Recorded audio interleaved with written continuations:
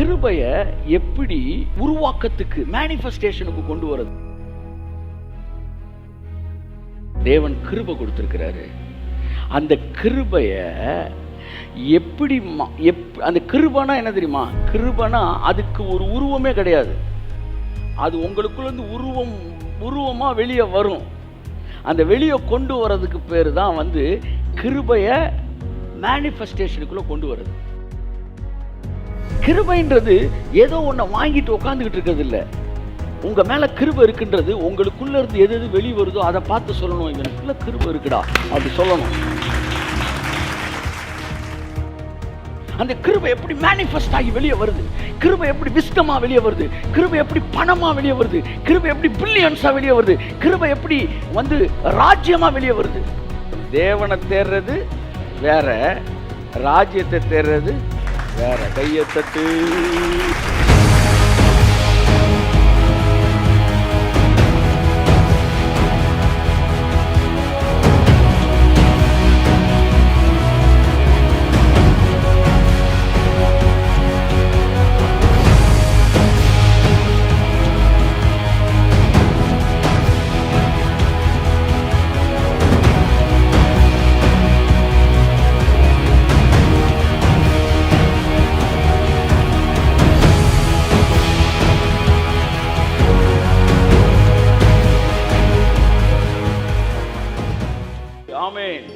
சிலுவையிலே அவர் சிந்திய இரத்தத்தினால் நமக்குண்டான கிருபையே. ஆமென்.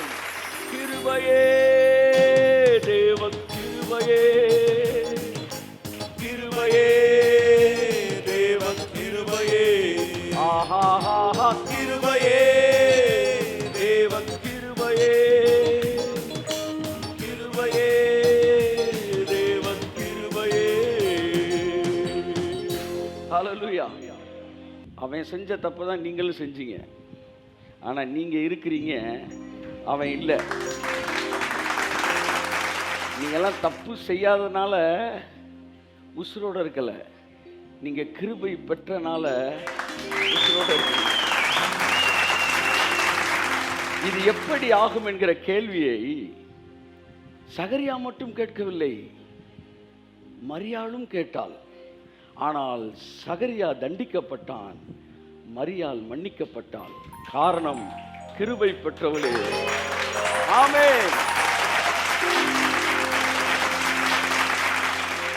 ஒரே தப்ப 2 பேர் செஞ்சு ஒருத்தனை தண்டிச்சு ஒருத்தனை மன்னிச்சா அந்த மன்னிப்பு வாங்கினதுக்கு பேரு தான் கிருபையே, தேவ கிருபையே, கிருபையே, தேவ கிருபையே.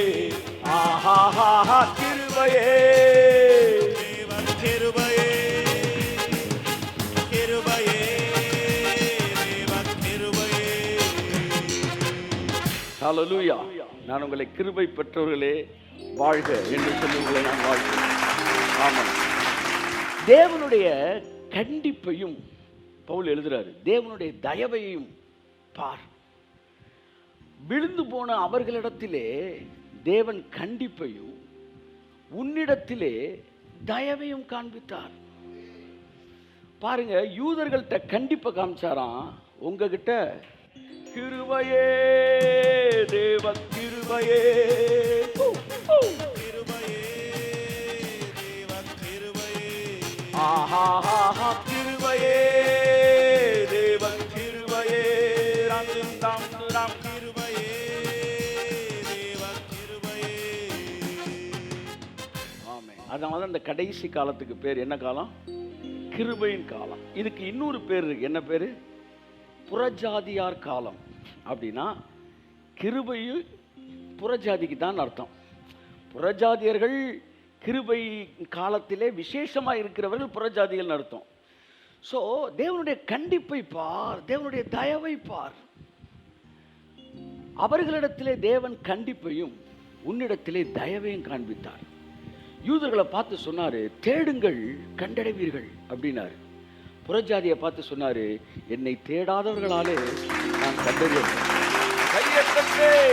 காலையில் எந்திரிச்ச உடனே, ஆண்டவரே உங்க கிருபை தாங்க அப்படின்னு நீங்க ஜெபம் பண்ணீங்கன்னா அவர் சொல்லுவார், காலையில் எந்திரிச்சதே கிருபை தான். ஐயா தட்டி பாருங்க, காலையில் கேட்கறது கிருபை இல்லை, காலையில் எந்திரிக்கிறதே கிருபை தான். நிறையா பேர் எந்திரிக்காமலே போயிட்டாங்க, நம்ம எந்திரிச்சோம், கிருபை. சாப்பாடு கிடைக்கிறது மட்டும் கிருபை இல்லை, அதை சாப்பிட்றதுக்கு ஒரு என்ன சொல்ல அனுக்கிரகம் வேணும். நீங்கள் அழுதிங்கன்னா சாப்பிட முடியாது, நீ துக்கத்தில் இருந்தால் சாப்பிட முடியாது, நீங்கள் வியாதியில் இருந்தால் கூட சாப்பிட முடியாது. அதனால் சாப்பாட்டுக்கு நன்றி சொல்கிற நீங்கள் அதை சாப்பிட்றதுக்கு பலன் கொடுத்ததுக்கும் நீங்கள் நன்றி சொல்லுங்கள். ஒருவனுக்கு எல்லாம் இருக்கிறது, ஆனால் அதை அனுபவிப்பதற்கான அனுக்கிரகத்தை தேவன் அவனுக்கு தரல. சாலமன் எழுதுறான். ஆனால் தேவன் அதை அனுபவிக்கிறதுக்கு அனுக்கிரகம் கொடுத்தாரு பாருங்க. சார், கார் வாங்குறது மட்டும் கிருபை இல்லை சார், போக்கிலும் வரத்திலும் உங்கள் பாதம் கல்லில் இடராதபடி நம்மெல்லாம் பெர்ஃபெக்ட் அப்படின்றனால நம்ம இங்கே இல்லை. Not on the basis of perfection, but on the basis of affection. அவரோட அஃபெக்ஷன்லாம் நிற்கிறோமே ஒழிய நம்ம பெர்ஃபெக்ஷன் நிற்கலை. ஸோ கிருபை, அவர் நம்ம கழித்த கிருபை விருதாவாக இருக்கவில்லை. எத்தனையோ நேரம் ஒரு எதிர்மறையான சூழ்நிலைகள் மத்தியில் நம்ம கடந்து சென்றிருக்கிறோம். ஆனாலும் நமக்கு பிரச்சனை பண்ணவெல்லாம் காணோம், ஆனால் நம்ம இருக்கிறோம். நீங்கள் இருக்கிறீங்கன்றது காரணம், நீங்கள் பிரச்சனைக்கு காரணமானவர் இல்லைன்றதுக்கு மட்டும் கிடையாது. அவன் நிறையா உங்களுக்கு எதிராக போய் பேசினான், எங்கேயோ ஒரு இடத்துல ஒரு 1% உண்மையும் பேசினான். ஆனால் அதையும் தாண்டி உங்களை அவர் பாதுகாத்து உங்களை தலை நிமிர நிற்க வச்சு, அக்கினி நடுவினிலே என்னை எரித்திட நேர்ந்தாலும் தூதனாக நின்று என்னை 11 பேர் சேர்ந்து இவனை தூக்கி குழியில் போட்டாங்க. அதில் ஒருத்தனை சப்போர்ட்டுக்கு எழுப்பி அவனை கொன்று போகிறதுல நமக்கு என்ன அவன் லாபம் இருக்குது, அவனை பேசாமல் அரேபியர்கள்ட்டையாச்சும் கொடுத்துருவோமையான்னு சொல்லி டக்குன்னு அந்த 11 பேரில் ஒருத்தன் யோசேப்புக்கு சப்போர்ட்டா தூதனாக நின்று என்னை காத்ததும் கிருபை. அங்கே போனவொன்னே அவங்க கொண்டு போய் எகிப்தியர்கள்ட்ட விற்கிறாங்க. எகிப்து அடிமையாக விற்கும்போது எகிப்துலேருந்து ஒருத்தன் வந்து என்ன செய்கிறான், வந்து விலைக்கு வாங்குறான்.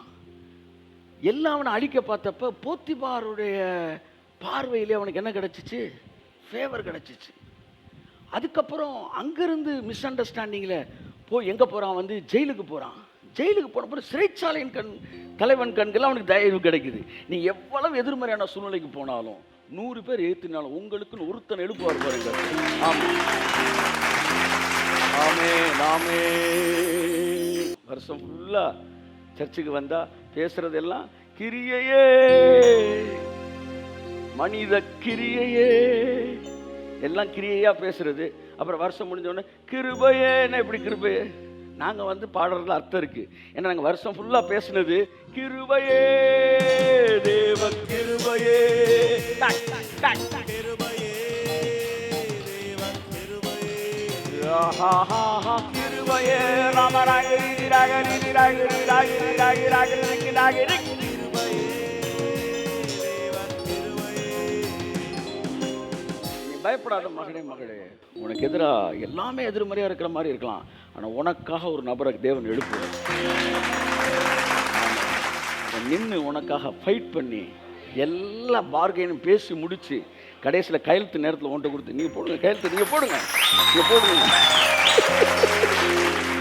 இந்த பேதுரு பாருங்க, ஆண்டவரே நீரே ஆனால் நானும் உம்மிடத்தில் நடந்து வர எனக்கு கட்டளையிடும் சொன்னான். 11 பேரும் அமைதியாக வந்து ஏதோ ஒரு கம்பெனியில் வேலை பார்த்துட்டு ஒழுங்காக இருக்கிறாங்க.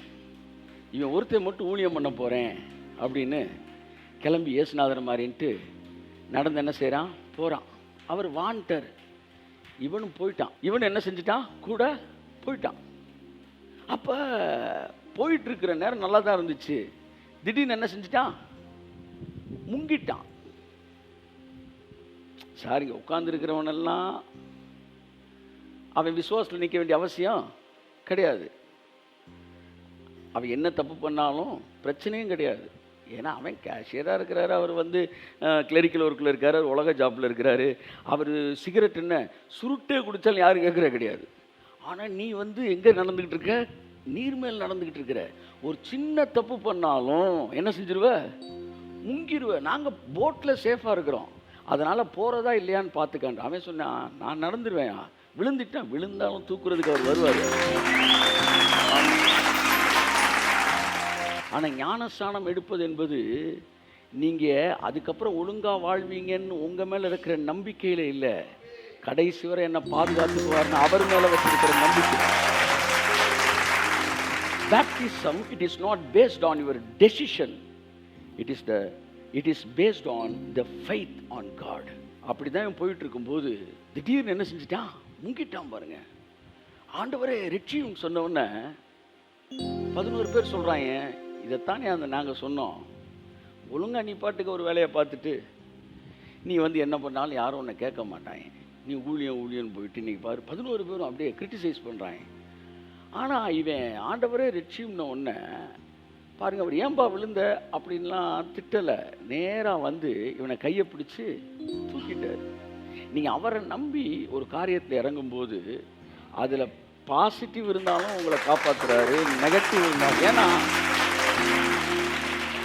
அவருக்கு மேட்ரு என்னன்னா, நீ கரெக்டாக செஞ்சான்னு இல்லை, நீ என்னை நம்பி தானே வந்த.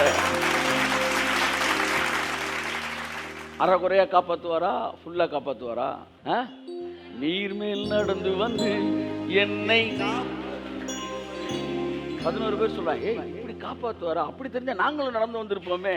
கிருபையே தேவன் கிருபையே,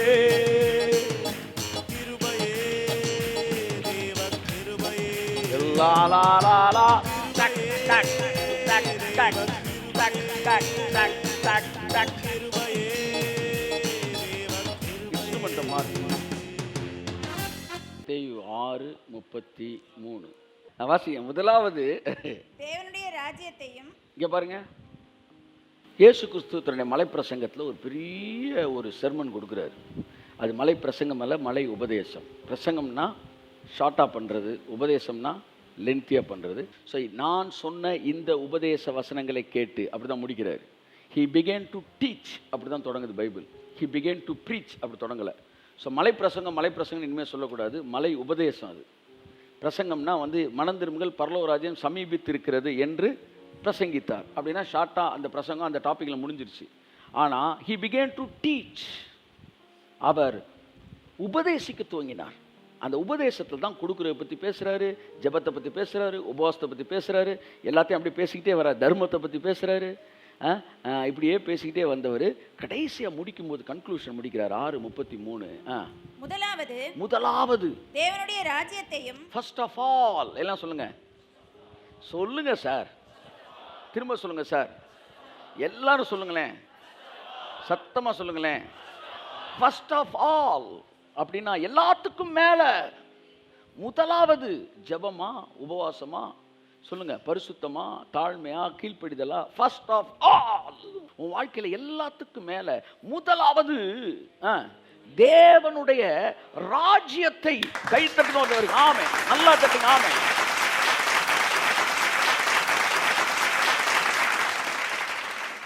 ராஜ்யத்தை, அவருடைய நீதியையும் தேடுங்கள், பிறகு இவை எல்லாம் உங்களுக்கு. எது இவை எல்லாம்னா? எது? முன்னாடி போய் வாசிங்க. எண்ணத்தை உண்போம், எண்ணத்தை குடிப்போம், எண்ணத்தை உடுப்போம். மனுஷன் வாழ்றது 3 தான். உடுத்துறதுக்கு, உண்றதுக்கு, அடுத்து வந்து குடிக்கிறதுக்கு, உண்றதுக்கு, வந்து உடுத்துறதுக்கு. இதுதான் மனுஷனுடைய தேவை. இதுக்குத்தான் வந்து அமெரிக்காலையும் வேலை பார்க்குறாங்க, இதுக்குத்தான் வந்து ஆஸ்திரேலியாவும் வேலை பார்க்குறாங்க. இதுக்கு ஸோ எல்லாருமே இந்த 3 மேட்டர்லாம் கனெக்ட் ஆகுறான். உண்ண உடுக்க உடை தங்கும் இருப்பிடம், அவ்வளோதான். இதுக்கு மேலே எதுவுமே கிடையாது. அதில் பெரிய லெவல், அதில் அப்படிதான். ஆனால் எல்லாமே இந்த 3 கேட்டகரிக்குலாம் வருது. ஆனால் கர்த்தர் சொல்றாரு, எண்ணத்தை உண்போம், எண்ணத்தை குடிப்போம், இதை பற்றி கவலைப்படாத. முதலாவது தேவனுடைய ராஜ்யத்தை தேடி. வெளியில் இருக்கணும் பிரசங்கம் இல்லை, உள்ளுக்குள்ளே இருக்கணும் பிரசங்கம் பண்ணுறாரு. ராஜ்யத்தையும் அவருடைய நீதியையும் தேடுங்கள், பிறகு இவைகள் எல்லாம் நீ இப்போ தேடிக்கிட்டு இருக்கல, ஓடிக்கிட்டு இருக்கல, இது எல்லாமே எழுதி வச்சுக்க. உனக்கு கொஞ்சம் இல்லை, கூட கொடுக்க. இங்க பாருங்க, கேளுங்கள் உங்களுக்கு கொடுக்கப்படும்னாரு. ஜோம் முன்னா கர்த்தர் தந்துருவாருங்க. அவங்களுக்கெல்லாம் கேட்கறத கொடுக்குறாராம். ஆனா ராஜ்யத்தை தேடுறான்ல, அவனுக்கு கேட்கறத கொடுக்கலையாம்.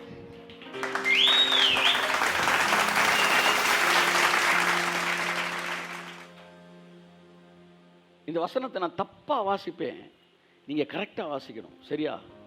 முதலாவது தேவனையும் அவருடைய நீதியையும் தேடுங்கள். முதலாவது தேவனை தேடுங்கள். சொல்லுங்க. அப்ப தேவனை தேடுறது வேற, சொல்லுங்க. ராஜ்யத்தை தேடுறது வேற. சத்தமா சொல்லுங்க. இப்படி கையை வச்சுக்கணும். தேவனை தேடுறது வேற, ராஜ்யத்தை தேடுறது வேற. கையை தட்டு. நிறைய பேர் தேவனை தேடுறதுக்கும் தேவனுடைய ராஜ்யத்தை தேடுறதுக்கு வித்தியாசமே தெரியல. தேவனை யாருக்கு தேடுவான் மனுஷன்? தனக்கு தான் தேடுவான். திருடன் கூட சாமியை கும்பிட்டு தாங்க திருட போறான், நீ யாரு கையிலையும் மாட்டக்கூடாது அப்படின்னு. அப்ப கடவுளை தேடுறவன் யாருன்னா, தனக்காக வாழுகிற எவனும் கூட கடவுளை தேடுவான். ஆனா பைபிள் இங்க தேவனை தேடுன்னு சொல்லல. தேவனுடைய இந்த பூமியில எத்தனையோ பேர் இருட்டில் இருக்கிறாங்க, கஷ்டத்தில் இருக்கிறாங்க. நம்மள மாதிரி நல்லாலாம் இல்லை. இன்னைக்கு காலையில் அழுதுகிட்டு இருக்கவன் எங்கேயோ இருக்கிறான். நம்ம இங்க கூடுறது அவனை மனசுல வச்சு இங்க கூடணும். நம் கூடி கலையும் காகங்களாய் அல்ல, நம் கூடி பொழியும் மேகங்களாய் இருக்கிறது. எந்த ஒரு ஊழியம், எந்த ஒரு மனிதன் தேவனுடைய ராஜ்யம் அந்த ராஜ்யத்தை விஸ்தரிக்க வேண்டும், அந்த ராஜ்யத்தை பூமிக்குள் கொண்டு செல்ல வேண்டும் என்று ராஜ்யத்தோடு இணைக்கப்பட்டிருக்கிறானோ. ராஜ்யத்தோடு இணைக்கப்படுறது, தேவனை தேடுறது, ராஜ்யத்தை தேடுறது. தேவன் இந்த பூமியில பாருங்க, நம்மள இருட்டில் இருந்தாங்க, இருளில் இருந்தோம். அப்ப ராஜ்யத்தின் வேலையிலே சிலரை பிரசங்கிக்க அனுப்பு தேவன் வந்து நியமிக்கிறார், சிலரை சுகமளிக்கிறதுக்கு தேவன் நியமிக்கிறார், அநேகரை தாங்கும்படிக்கு தேவன் நியமிக்கிறார். பாருங்க, ஒரு பெரிய கம்பெனியில ஷேர் கொடுக்குறாங்க. அந்த பீப்புள் எல்லாருமே அந்த ஷேர் மார்க்கெட்ல அந்த கம்பெனியோட என்ன செய்றாங்க? ஷேர்ல கனெக்ட் ஆகுறாங்க. அப்ப இவங்க எல்லாருமே அந்த கம்பெனியோட இணைக்கப்பட்டவர்கள். அப்படித்தான் தேவன் தன் ராஜ்யத்தை இணைக்கும் போது நம்ம எல்லாருக்கும் ஷேர் கொடுக்குறாரு. ஷேருக்கு கூப்பிடுறாரு. கிருபைய எப்படி உருவாக்கத்துக்கு, மேனிஃபெஸ்டேஷனுக்கு கொண்டு வரது? How to manifest the benefits and blessings of grace. இல்லாட்டி இப்படி கூட சொல்லலாம், கிருபைக்கு உருவம் கொடுப்பது எப்படி? கிருபைக்கு என்ன வேணும்? உருவம் கொடுக்கணும். கிருபைன்றது ஏதோ ஒன்றை வாங்கிட்டு உட்காந்துக்கிட்டு இருக்கிறது இல்லை. உங்க மேல கிருபை இருக்குன்றது உங்களுக்குள்ள இருந்து எது எது வெளியே வருதோ அதை பார்த்து சொல்லணும், இவனுக்குள்ள கிருபை இருக்குடா அப்படி சொல்லணும். பவுல் கிருபைக்கு உருவம் கொடுத்தான். எல்லாம் சொல்லுங்க, கிருபைக்கு உருவம் கொடுத்தான். முதலாவது தேவனுடைய ராஜ்யத்தை தேடுங்கள். சோ நல்லா கவனிங்க, ராஜ்யத்தை மட்டும் நீங்க இணைக்கப்பட்டுட்டீங்கன்னா, உங்களுக்கு ஒன்று சொல்றேன், இந்த இன்சூர் பண்றாங்களே லைஃபை, அந்த மாதிரி தான் அது. ராஜ்யத்தோடு இணைக்கப்பட்டவன் தொழிலை பற்றி கவலைப்பட வேண்டியதில்லை. ராஜ்யத்தோடு இணைக்கப்பட்டவன் வாழ்க்கையை பற்றி கவலைப்பட வேண்டியதில்லை. ராஜ்யத்தில் கையை இணைச்சிருக்கிறவன் அவன் எதிர்காலத்தை பற்றி கவலைப்பட வேண்டியது இல்லை. ஏன்னா தேவன் உயிரோடு கூட இருக்கிற வரைக்கும், மத்தேயு 6:33 உயிரோடு இருக்கும். தேவன் உள்ள நாள் அளவும் மத்தேயு 6:33 இருக்கும். வானம் ஒளிந்து போகும், பூமி ஒளிந்து போகும். மத்தேயு 6:33 ஒரு நாளும் ஒளிந்து போகும். How the grace is working in you. Right? Amen. In you and from you. இந்த கிருபை எப்படி வேலை பார்க்குது? அப்படி கிருபை வேலை பார்க்கும்போது நல்லா கவனிங்க, நான் வேலை பார்த்தா அது கிரிய, கிருபை வேலை பார்த்தா அது கிருபை. அப்ப அந்த கிருபை வேலை பார்க்கும்போது அது எப்படி அது உருவம் கிருபைக்கு உருவம் வருகிறது. அந்த உருவப்படுத்துறான் பாருங்க, அவன் மேனிஃபெஸ்டேஷனை பார்க்கறான், வார்த்தை மாம்சமாகிறத பார்க்கறான். இன்னைக்கு நிறைய பேர் வாழ்க்கையில ரா மெட்டீரியல் உள்ள இருக்கு. இப்ப நான் சொல்றதை நல்லா ஃபாலோ பண்ணிட்டு வந்தீங்கன்னா, இப்போ இந்த ரா மெட்டீரியல் என்னவா மாறப்போகுது? ப்ராடக்டாக மாறப்போகுது. உங்களுக்குள்ள இருக்க ரா மெட்டீரியல் ப்ராடக்டாக மாறுது. கிருபையை எல்லாருக்கும் தான் தேவன் கொடுக்குறாராம். பைபிள் சொல்லுது பகிர்ந்தளித்த கிருபை. ஆனால் சிலர் அதை வர்த்திக்க பண்ணுகிறார்கள். பவுல் சொல்றாரு, எனக்கு அளித்த கிருபை அது வேஸ்டே ஆகலப்பா. கைப்பற்றுவது ஒரு ராமே. அப்படின்னா என்ன அர்த்தம்? நிறைய பேர் அதை வேஸ்ட் ஆக்கி இருக்கிறான். இப்போ அந்த கிருபை எப்படி உங்கள்கிட்ட வேலை பார்க்குதுன்றதை நான் பேசிக்கிட்டு இருக்கிறேன், இன்னும் பேச போகிறேன். ஸோ ஒன்றை புரிஞ்சுக்காங்க, தேவனை தேடுறது வேற. அந்த கூட்டத்தில் சுயநல கூட்டம் இருக்கும். ஆனால் தேவனுடைய ராஜ்யத்தை தேடுவது வேறு. அங்கே தேவனுடைய குமாரர்கள் திராட்சை தோட்டத்தில் வேலை செய்கிறார்கள். சிலர் நேரடியாய் வேலை செய்கிறார்கள். அநேகர் வேலை செய்கிறவர்களோடு இணைக்கப்பட்டிருக்கிறார்கள். தேவனை தேடுறதை விட ராஜ்யத்தை தேடுறது முக்கியமா அப்படின்னா, உண்மையிலே நீங்கள் தேவனை தேடுனீங்கன்னா அவருடைய மன பாரத்தை நீங்கள் புரிஞ்சுக்கிட்டு ராஜ்யத்தை தேடாமல் இருக்கவே முடியாது. உங்கள் மனசு ஊழியத்தை கன்சிடர் பண்ணாமல் ஆசீர்வாதத்தை மட்டும் வாங்கிக்கிட்டே இருக்காது சார். ஒவ்வொரு முறை சாப்பாட்டில் கை வைக்கும்போது திக்கற்றவர்களுக்கும் விதவைகளுக்கும் உணவளியும் ஆண்டவரே என்று சொல்லாமல் நீ சாப்பிட்டீன்னா, சாப்பாடு இல்லாதவனை பற்றி நீ கன்சிடர் பண்ணலன்னு அர்த்தம். இன்னிலேருந்து யோசிங்க, ஆண்டவர் இந்த உணவை எனக்கு கொடுத்ததுக்கு ஸ்தோத்திரம். திக்கற்றவர்களையும் விதவைகளையும் நான் நினைவு கூறுகிறேன், தரித்திரரையும் வறியவர்களையும் நினைவு கூறுகிறேன். நமக்கு ஆசீர்வாதம் வரும்போது இல்லாதவங்களை நம்ம நினைக்கிடுங்க. அதான் பைபிள் சொல்லுது, பஸ்கா பண்டிகை வந்தபோது இயேசு பெதஸ்தா குளத்திற்கு போனார். எப்படி? பண்டிகை வந்தால் புதுப்படம் ரிலீஸுக்கு போகிற நீ, தீபாவளி பண்டிகை வந்தால் தீபாவளி ரிலீஸ் படத்துக்கு போகிறாங்க. சிலர் பண்டிகை வந்தால் சர்ச்சுக்கு போகிறாங்க, சர்ச்சில் செலிப்ரேட் பண்ணுறாங்க, தப்பு இல்லை, சொந்தக்காரங்க வீட்டுக்கு போகிறாங்க. ஆனால் இயேசு பெதஸ்தா குளத்திற்கு போனார். அங்கே யார் இருக்கா? பிலாத்தும் ஏரோதுமா இருக்கிறாங்க. அங்கே கண் இல்லாதவன், கால் இல்லாதவன். அப்போ என்னன்னா, எப்பெல்லாம் தனக்கு ஒரு ஆசீர்வாதம், ஒரு சந்தோஷம், மகிழ்ச்சி வருதோ அப்பெல்லாம் அது இல்லாதவன் அவர் நினைக்கிறாரு. அப்போ நான் எதை ரசிக்கிறேனோ, நான் எதை ருசிக்கிறேனோ, நான் எதில் ஆசீர்வதிக்கப்படுறேனோ அது போய் சேரணும். ஸோ தேவனை தேடுகிறவர்களுக்கு கொடுக்கப்படுகிறது. தேடுங்கள் உங்களுக்கு கொடுக்கப்படும். அப்படிதான் பைபிள் முடியுது. ஆனால் ராஜ்யத்தை தேடுகிறவர்களுக்கு கையை தட்டுங்க.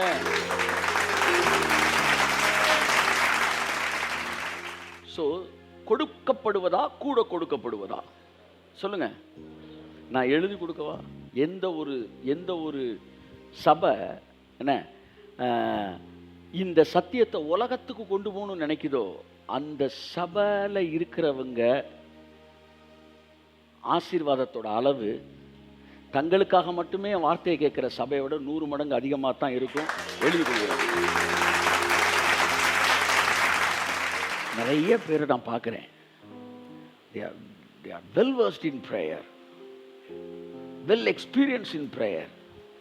ஆனால் அவனுடைய ஜெனராசிட்டிக்குள்ளே போனீங்கன்னா அது ரொம்ப சுருங்கி இருக்கும். எப்படி இருக்கும் சொல்லுங்க? கையை எப்படி காட்டுங்க.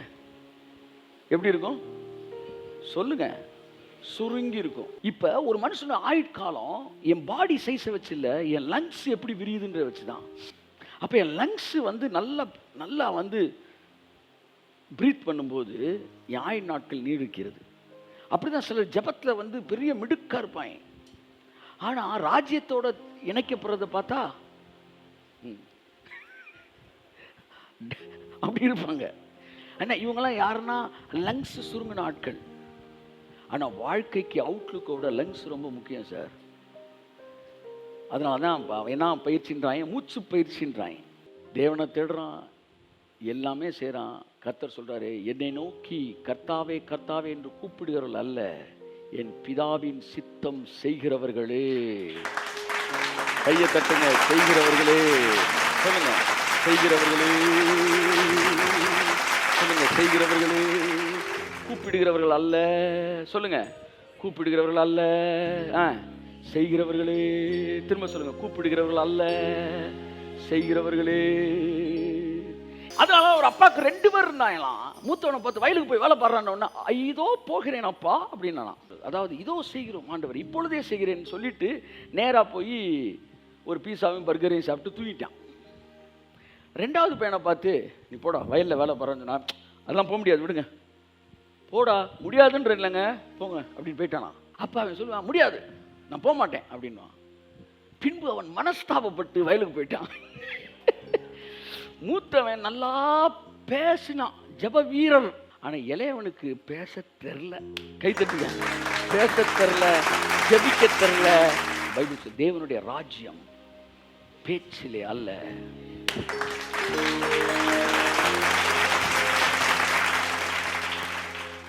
நல்லா தெரிஞ்சுக்கங்க, ஒரு சபை இயங்குகிற சபையா இருக்க வேண்டும். ராஜ்யத்தோடு இணைக்கப்பட்ட சபையா இருக்கணும். ஊழியம் தேவனுடைய ராஜ்யத்தோடு இணைக்கப்பட்ட ஊழியமா இருக்கணும். ஒரு ரைஸ் மில் வந்து அது வந்து வந்து வந்து ஆன்ல இருந்துச்சுன்னா அந்த சல்லடை அப்படியே ஜக ஜக ஜக ஜக ஜக ஜக ஜக மூவிங்ல இருக்கு பாருங்க. அப்படி ஒரு ஊழியம் வந்து அப்படியே ஜக ஜக ஜக ஜக மூவிங்லே இருக்கணும். அப்பதான் தேவனுடைய ராஜ்யத்தை வேலை செய்து கொண்டிருக்கிறது அர்த்தம்.